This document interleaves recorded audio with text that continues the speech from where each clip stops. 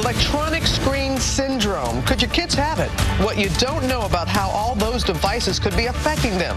What our family challenge revealed about kids, devices, and their lives. Our psychiatrist shows how you can help hit reset when it comes to your child's brain. Live in Times Square, this is GMA.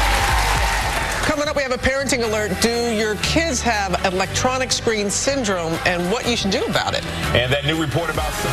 We are back now with a growing problem for parents in this digital age about something a psychiatrist calls electronic screen syndrome. It describes children who are obsessed with their devices. 2020 anchor Elizabeth Vargas, always great to have her here, and she has one family story. Elizabeth? Hey, good morning, Robin. Absolutely. We all know about this, those of us who are parents and have kids who are dealing with this. According to one study, teens spend an average of nearly 7 hours every day on electronic devices. Younger kids, tweens, nearly 5 hours a day. Autumn and Chad say their two children's fascination with screen time got so out of control, they decided to put those kids on an extreme digital diet, banning all electronics for 4 weeks. What do y'all think you're doing? You are watching a covert mission in progress. Sneaking what? The devices. 5-year-old Taylor and her brother, 8-year-old Jackson, are desperate to play on their devices. Guys, I told you, only 10 minutes of device time. Their mother, Autumn, says the kids' use of electronics is out of control. I never get tired of my device. Check on my YouTube.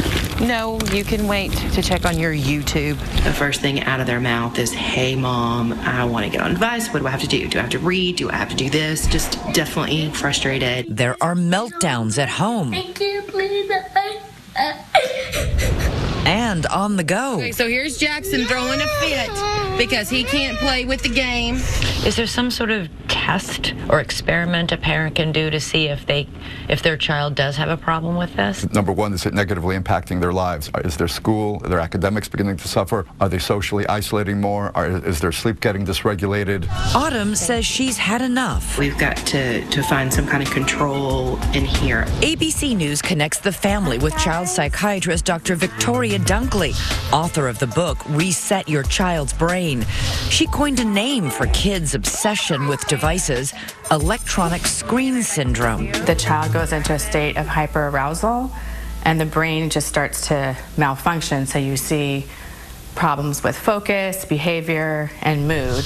Jackson, it's difficult for him to focus. I would say my daughter, she has more behavioral issues. Dr. Dunkley convinces the family to do a 4-week electronic fast. And then we can see, do they really still have attention symptoms? Are they really still misbehaving as much? So what we're going to do is actually have no devices for 4 weeks, and we're going to see what happens. Mom locks the devices in storage.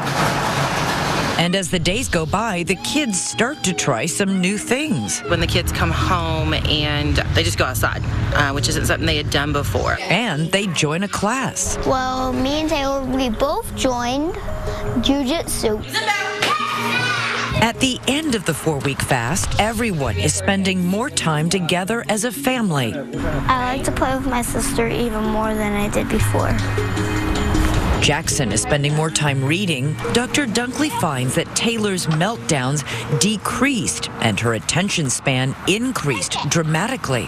It's easy to see when kids are too attached to their technology, but what's not so obvious is all these other problems that can be related in terms of their mood, behavior, and focus. As for the future of those devices, There is a time and place for it, so we're trying to find that balance. I think we all have to be really careful that we realize that social media does not replace the social experience.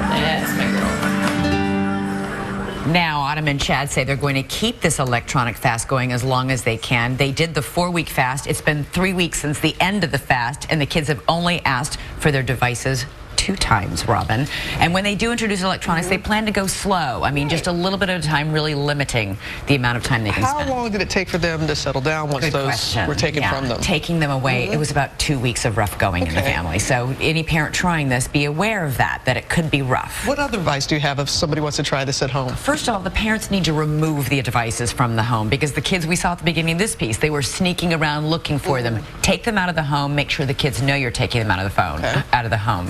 You should not be on your phone or devices. Set an example. I mean, try not to be on your own devices as well. And the other thing is, we saw that in this piece, plan a lot of activities in those first, especially week or 2 weeks, so that they're not screaming and going out of their minds. Replace it with something. There's a withdrawal to this. Yes, there really is. And you have spent so much time on this, and you're going to go really in depth tomorrow in 2020. We are. We have we've spent a year embedding with several families with teenagers whose use of electronic devices has really gone way beyond what you just saw. They feel like they're addicted to it. They've stopped going to school. They're up all night. The house is in an uproar.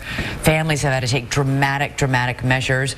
We also spend a lot of time with a husband, because the average gamer is 35 years old. My goodness. So we have one man, his story. These families are all very brave to let us in, because we see some extraordinary things. Well, thank you for sharing it with you. We'll have more tomorrow on GMA, and then, of course, on 2020 tomorrow night. Coming up, that new sunscreen report.